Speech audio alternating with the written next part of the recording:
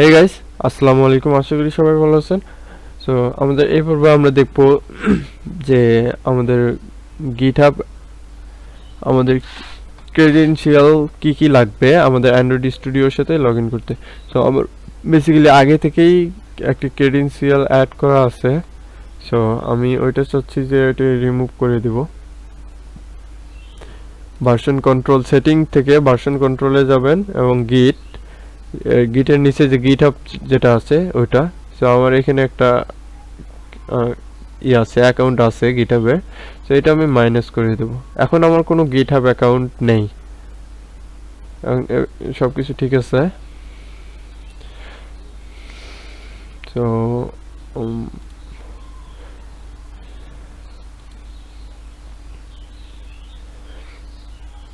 এবার যেহেতু আমি আগে থেকেই যে রিপোজিটরিটা এটা ক্রিয়েট করে রেখেছি, সেহেতু আমরা ক্রেডেনশিয়াল নেওয়ার আগে আমরা চেষ্টা করব যে ভার্সন কন্ট্রোলিং সিস্টেমগুলো ইন্টিগ্রেট করার জন্য। সো আমাদের প্রথমে গিটহাবের সাথে আমাদের প্রজেক্টটা অ্যাড করতে হলে আমাদের যেটা করতে হবে, এই যে VCS অপশনটি আছে, ভার্সন কন্ট্রোলিং সিস্টেম, এখানে গিয়ে আমরা get from version control maybe এটাতে ক্লিক করতে হবে। সো গেট ফ্রম ভার্সন কন্ট্রোলে ক্লিক করলাম। সো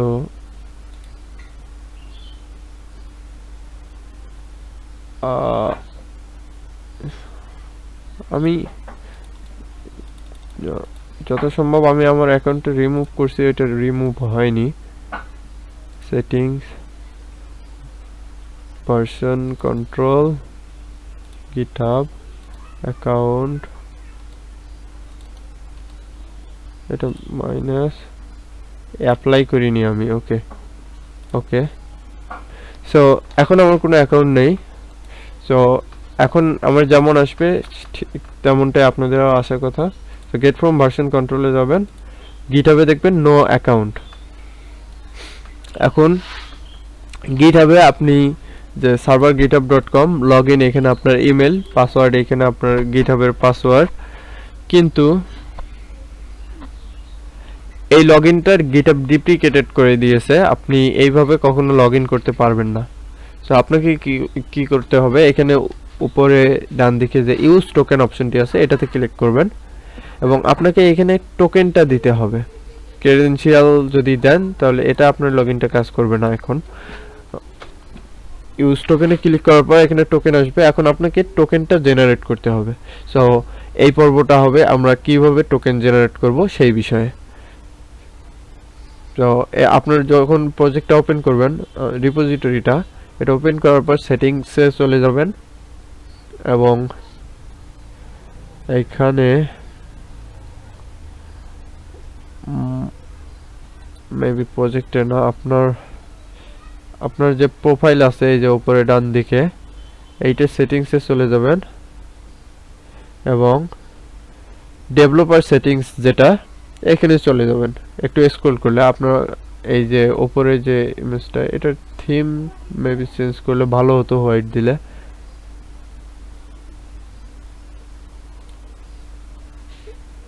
এখানে কোথাও একটা ডার্ক লাইট থিমের অপশন থাকার কথা।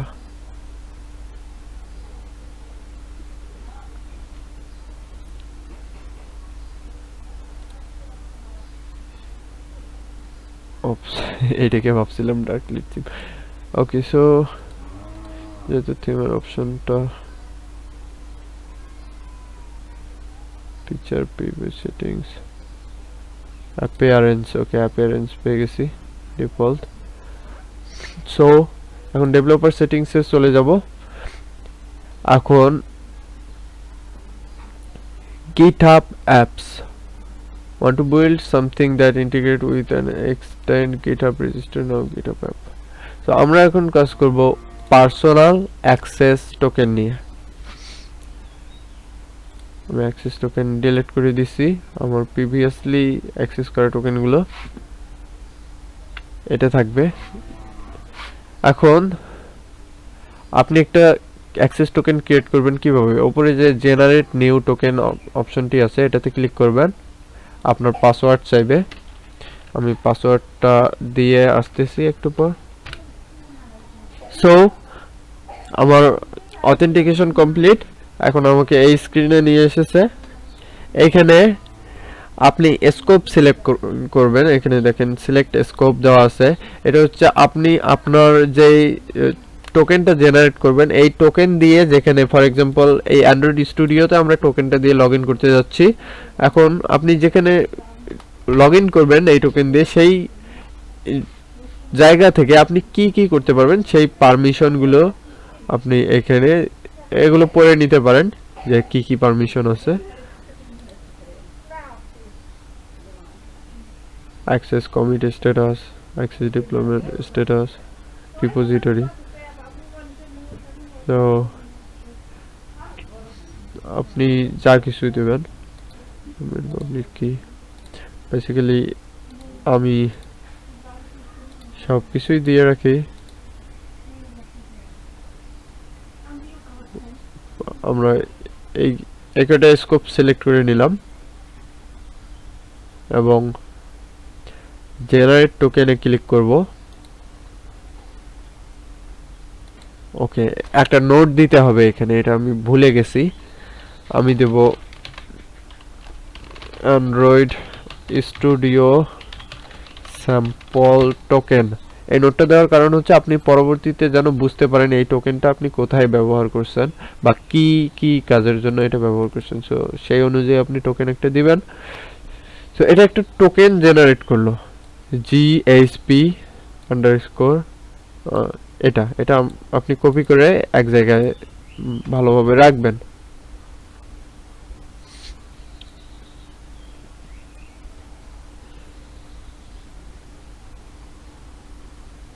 ওকে, সো এখন যদি আমরা রিফ্রেশ করি, এখন দেখেন আমাদের টোকেনটা চলে গেছে। আমি কিন্তু এটা কোথাও কপি করিনি, দেখি একটু পেস্ট, হ্যাঁ এটা কপি করছি আমি টোকেনটা। কিন্তু আপনি যদি ভুলে যান কপি করতে, একবার পেজটা ভুলে রিফ্রেশ করেন, তাহলে কি করবেন, আপনি আবার আপনার রিপোজিটরিতে যাবেন এবং এই যে রিজেনারেট টোকেন এটাতে ক্লিক করবেন এবং এটা আপনাকে টোকেনটা দিবে। এটা যদি মিলিয়ে দেখি, দেখেন আপনার এটার সাথে বুনছে না। অর্থাৎ আপনি যদি আগে থেকে এটা দিয়ে কোথাও লগ ইন করে থাকেন, তাহলে আপনার এই টোকেনটা নতুন করে টোকেন জেনারেট করার সাথে সাথে আপনার আগের যে অ্যাক্সেসটা ছিল ওই অ্যাক্সেসটা কেটে যাবে, ওইখান থেকে আর অ্যাক্সেস করতে পারবেন না। সো আপনি যদি ভুলে যান আপনি রিজেনারেট করবেন, করে আবার ইউজ করবেন। সেক্ষেত্রে আপনি এই টোকেনটা অন্য যেখানে ব্যবহার করেছেন সেইখান থেকে আর ব্যবহার করতে পারবেন না, সেইখানেও টোকেন আপনাকে আপডেট করে নিতে হবে। ফর এক্সাম্পল আমার পুরাতন যে টোকেনটা আছে সেটা যদি এখানে লগ ইন করি, এখন লগ ইন করি, এটা ইনকারেক্ট ক্রেডেনশিয়াল দেখাচ্ছে কারণ আমি রিজেনারেট করছি। এখন আমি যে নতুন টোকেনটা এটা কপি করলাম এবং এটা পেস্ট করে লগ ইন করলাম। সো এটা দেখাচ্ছে insufficient scope granted two token. এখানে কয়েকটা স্কোপ সিলেক্ট করা হয়নি সেটাই বলতেছে। তো সবগুলোই সিলেক্ট করলাম, আপডেট দিলাম এবং এখন যদি লগ ইন দেই, এটা লগ ইন হয়ে গেছে, আমার অ্যাকাউন্টে লগ ইন হয়ে গেছে। তো এবার যদি এই টোকেনটা আবার রিজেনারেট করি, এটা নতুন একটা টোকেন দিল। এখন বিসিএস এখানে অবশ্য আমরা দেখতে পারবো আমাদের অ্যাকাউন্ট, কিন্তু দেখেন যে এখানে আমার কোনো প্রজেক্ট নাই, কারণ এটা আমার অ্যাকাউন্টে অ্যাক্সেস করতে পারছে না। এখানে আমি যা কিছু করি এখন কাজ করবে না। সো আমি আমার এই অ্যাকাউন্টটা আবার সেটিংসে চলে যাব, গিটহাব। সো এটা বলতেছে যে ব্যাড ক্রেডেনশিয়াল রি লগ ইন, আমার এই অ্যাকাউন্টে নতুন করে লগ ইন করতে বলতেছে, ইউজ টোকেন। সো যেহেতু ক্রেডেনশিয়াল পরিবর্তন করছি সেহেতু নতুন করে লগ ইন করতে হবে। সো এটা হচ্ছে ক্রিয়েট করা, এটা আমি ডিলিট করে দেব। সো আমার আগের যেই টোকেনটা ছিল access token, Android studio version control access token, so আমি এটা থেকে রিজেনারেট করব, এটার সবগুলো অ্যাক্সেস দেওয়া ডিলিট রিপোজিটরি বাদে, কারণ আমি চাই না যে দুর্ঘটনাবশত ডিলিট করি কোনো রিপোজিটরি। সো এইটা বাদে আমি সব পারমিশনগুলো দিয়ে রেখেছি। রিজেনারেট করি, ওকে, কপি করলাম এবং পেস্ট করে লগ ইন করবো।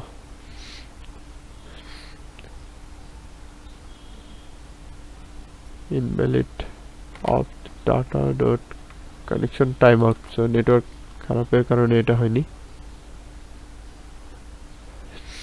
ওকে, একটু ওয়েট করি, কানেকশন টাইম আউট।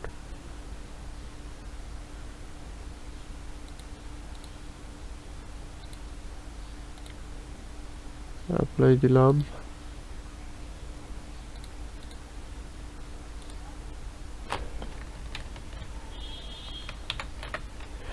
ওকে, আবার আসি। তো এটা এবার কাজ হয়ে গেছে, নেটওয়ার্ক সমস্যার কারণে অ্যাক্সেস করতে পারছিলাম না। সো এভাবে টোকেনটা ইউজ করে লগ ইন করতে পারবেন। এখন কথা হলো যে আমি যে এই টোকেনটা ইউজ করছি এটা আপনারা দেখে ফেলছেন, এখন আপনারা যে কেউ এই টোকেনটা দিয়ে আমার অ্যাকাউন্টে আপনারা লগ ইন করতে পারবেন। সো নিরাপত্তার নিশ্চিত করতে আমি এখন এই টোকেনটা কেটে দিব এবং নতুন করে লগ ইন করবো। সে পর্যন্ত সাথে থাকুন, আমি একটু ভিডিওটা পাস করছি। ওকে, সো আমি ওই টোকেনটা আমি ডিলিট করে রিজেনারেট করে আমি নতুন একটা টোকেন দিয়েছি।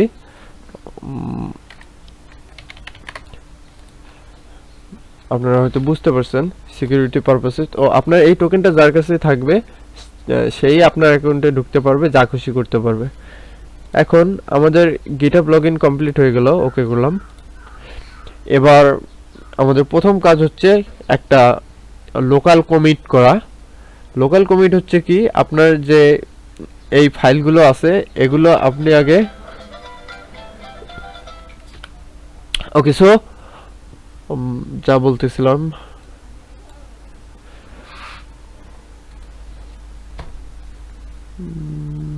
মেবি আমার মাউসের ব্যাটারি চার্জ কমে গেছে, যার কারণে একটু সমস্যা করে। ওকে, সো আমি বলতেছিলাম যে আমাদের লোকাল কমিট করতে হবে, লোকাল একটা রিপোজিটরি কমিট করতে হবে, তারপর আমরা সেটাকে আপডেট করব গিটহাব সার্ভারে।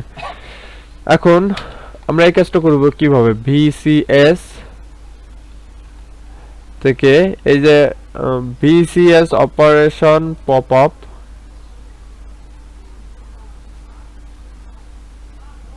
এখান থেকে যে ইনেবল ভার্সন কন্ট্রোল ইন্টিগ্রেশন, যে ইনেবল ভার্সন কন্ট্রোল ইন্টিগ্রেশনে ক্লিক করার পর এখানে দেখতে পারবেন যে select a version control system to associate with the project root. আমি গিট সিলেক্ট করব এবং ওকে তে প্রেস করব। সো এইখানে আপনার যদি গিটহাব ইনস্টল না থাকে, গিট ইনস্টল না থাকে আপনার কম্পিউটারে, যে আমি যে জিনিসটা একটু আগে দেখাইছিলাম যে গিট ডাউনলোড, গুগলে সার্চ করে আপনি ডাউনলোড করতে পারেন।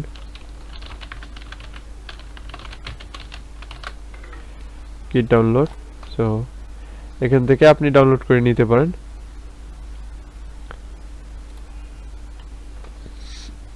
এখন এই গিটটা ডাউনলোড না থাকলে আপনার এই কাজটা সম্পূর্ণ হবে না, তখন এইখান থেকে আপনাকে ডাউনলোড করার অপশন দিবে। সো এটা নিয়ে টেনশন করে কিছু নেই, আপনারা জাস্ট ভিসিএস থেকে ভিসিএস অপারেশন পপ আপ, এখান থেকে ইনেবল ভার্সন কন্ট্রোলিং সিস্টেম দিয়ে গিট থেকে ওকে করবেন। আপনার এখান থেকে অটোমেটিক ডাউনলোড একটা পপ আপ চলে আসবে যদি ডাউনলোড করতে চান, অথবা ডিসক্রিপশন বক্সে আমি লিঙ্ক দিয়ে দেব, সেখান থেকে ডাউনলোড করে নিতে পারেন।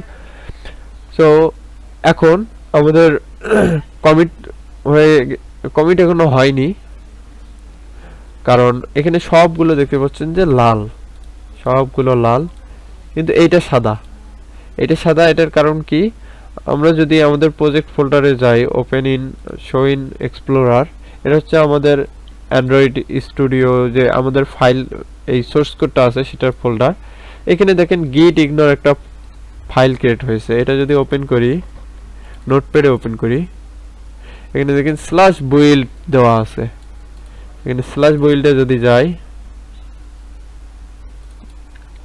এইখানে যা কিছু আছে, এখানে যা কিছু যত কিছু ফোল্ডার আছে এগুলো কোনো সময়ের জন্য আমরা যখন পুশ দিব গিটহাবে কমিট করব, তখন এই ফোল্ডারটা আমাদের গিটহাবে যুক্ত হবে না।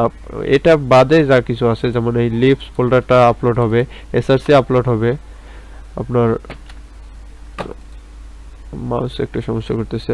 আপনি যদি চান যে এই প্রোগ্রাম রুল এইটা আপনার গিটহাবে অ্যাড হবে না, বা আপনি একটা নতুন ফাইল ক্রিয়েট করলেন, ওকে নট ফোল্ডার, আমি অ্যাক্সিডেন্টালি ফোল্ডার ক্রিয়েট করেছি, একই জিনিস, জাস্ট ফোল্ডার যদি হয় আপনি এরকম ভাবে এডিট করবেন যে এই যে স্ল্যাশ নিউ ফোল্ডার। সো এইভাবে আপনি অ্যাড করবেন জাস্ট ফোল্ডারের প্যাথটা। সো আমি এটা ডিলিট করছি, নিউ টেক্সটক demo.txt। সো আমি এটা অ্যাড করব, demo.txt, সেভ করে দিলাম। এখন আমরা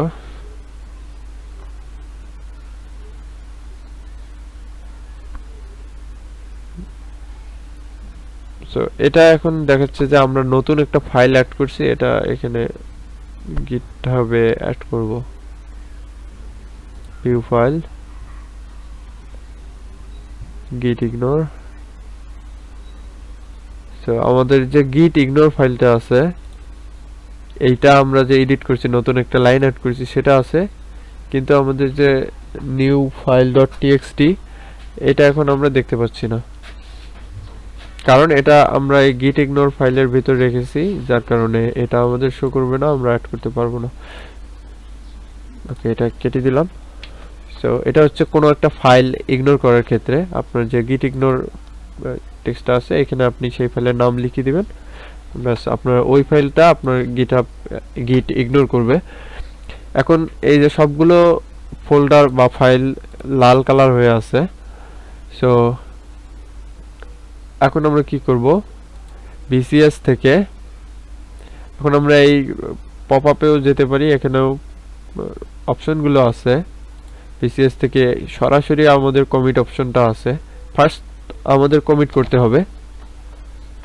সো এটাই, অথবা কন্ট্রোল এবং কে প্রেস করবেন, কন্ট্রোল কে প্রেস করলে আপনার কমিট একটা অপশন চলে আসবে।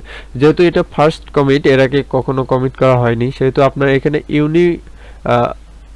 আনভার্সন ফাইল আছে যেগুলো আগে কখনো কমিট হয়নি, এগুলো হচ্ছে আনভার্সন ফাইল। সো এটা সিলেক্ট করলাম, মোট ফাইল হচ্ছে 31টা ফাইল।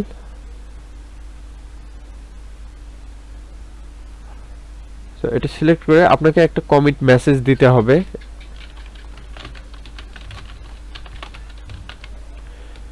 এবং এটা হচ্ছে আপনার মাস্টার ব্রাঞ্চে অ্যাড হবে এখান থেকে।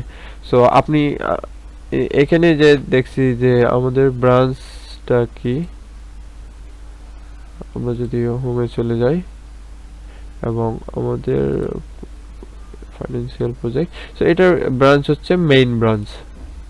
সো আমরা যদি এখন এখান থেকে কমিট করি, এটা হবে মাস্টার ব্রাঞ্চে। সো এখানে ব্রাঞ্চ চেঞ্জ করা যায় কিনা সে সম্পর্কে আমি তেমন কিছু জানি না। এখানে যে নিচে যে অপশনটি আছে মাস্টার লেখা ডান দিকে, সো এটাতে ক্লিক করলে লোকাল ব্রাঞ্চ, সার্চে ক্লিক করে মেইন, নাথিং টু শো, এখানে সেরকম অপশন নেই। ক্রিয়েট নিউ ব্রাঞ্চ, এগুলো রিনেম অপশনটা ডিজেবল। সো ওভারঅল দেখা যাচ্ছে যে অপশন আছে কিন্তু কিছু করা যায় না। সো এটা আমাদের মাস্টার ব্রাঞ্চে আপলোড হবে। এখন আপনি কমিট করতে চাইলে সরাসরি এখানে ক্লিক করতে পারেন, অথবা এই যে ড্রপ ডাউন মেনু আছে এই মেনুতে ক্লিক করলে দেখবেন কমিট অ্যান্ড পুশ। এটা কি? কমিট অ্যান্ড পুশ হচ্ছে আপনি এটা লোকাল ফাইলে কমিট করার পাশাপাশি আপনার যে সার্ভার আছে এইখানেও আপনি একবারে পুশ করবেন, আপলোড করবেন আপনার ফাইল।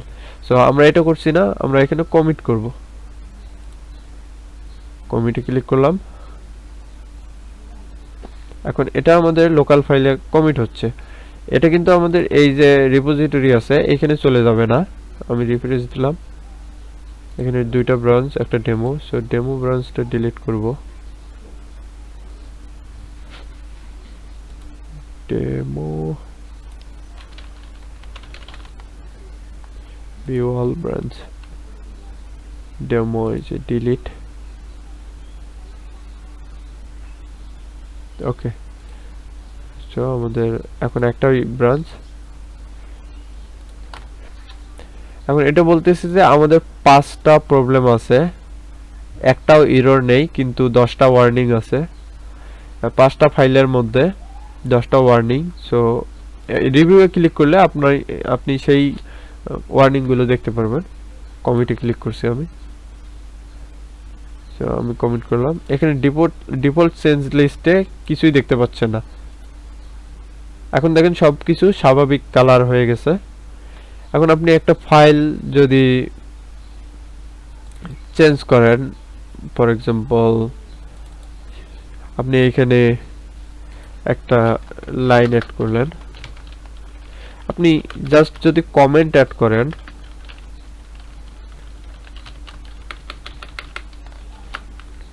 ওপস,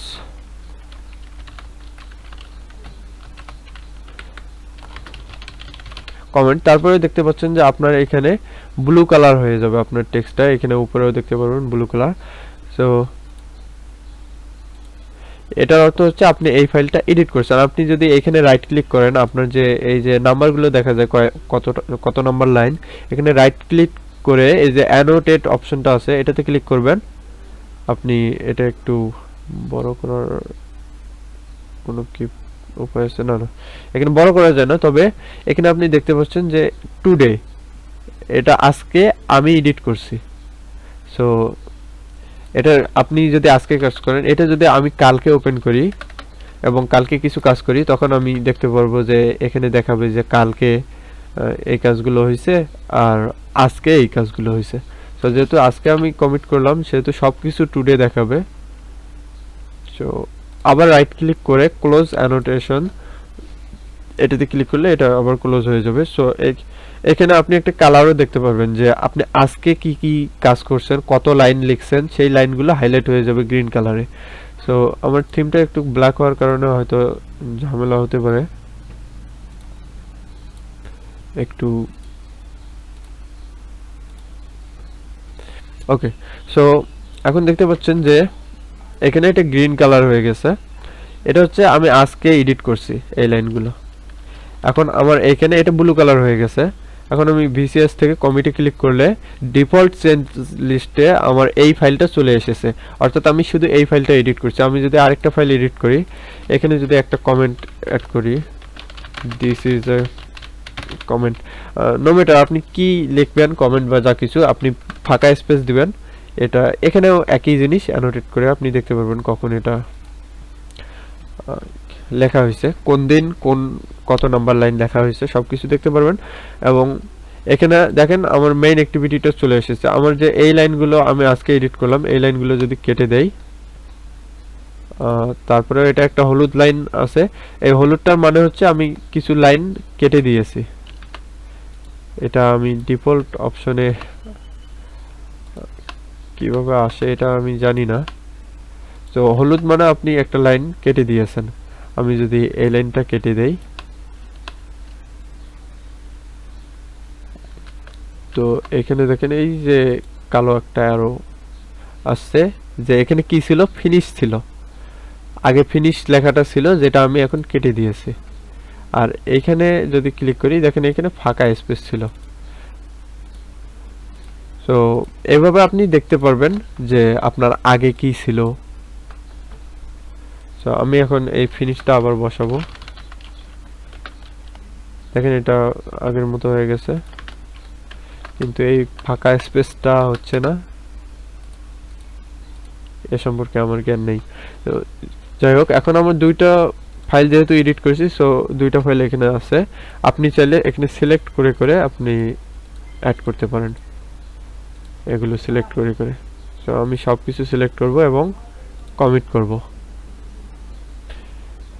এখানে দেখাচ্ছে যে এই দুইটা ফাইলে প্রবলেম আছে এবং 5টা ওয়ার্নিং, আমি এগুলো কেয়ার করি না। সো এটা কমিট করার পর প্রজেক্টে মুভ করলাম। এখন দেখবেন যে কালারগুলো ঠিক আছে, সব কিছু নর্মাল কালারের মতো। আবার যদি একটা ফাইল এডিট করি, ওই ফাইলটার কালার দেখবেন ব্লু কালার হয়ে গেছে।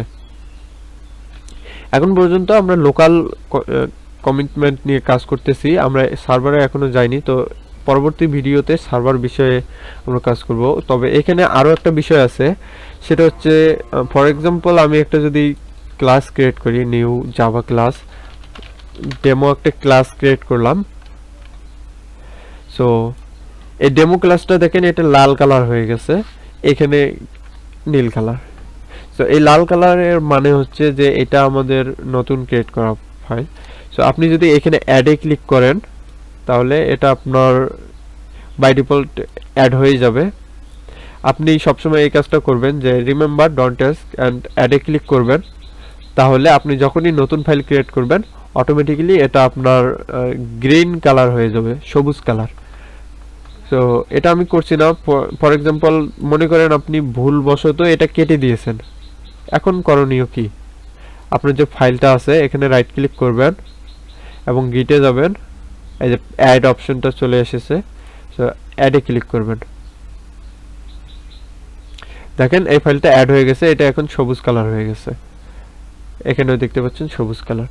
সো এভাবে আপনি যদি ভুলবশত আপনার অ্যাড করতে ভুলে যান ফাইল ক্রিয়েট করার সময়, তখন আপনি রাইট ক্লিক করে গিট থেকে অ্যাডে ক্লিক করবেন এবং অথবা আপনি যে ভিসিএস থেকে গিট অ্যাড অপশনে ক্লিক করবেন।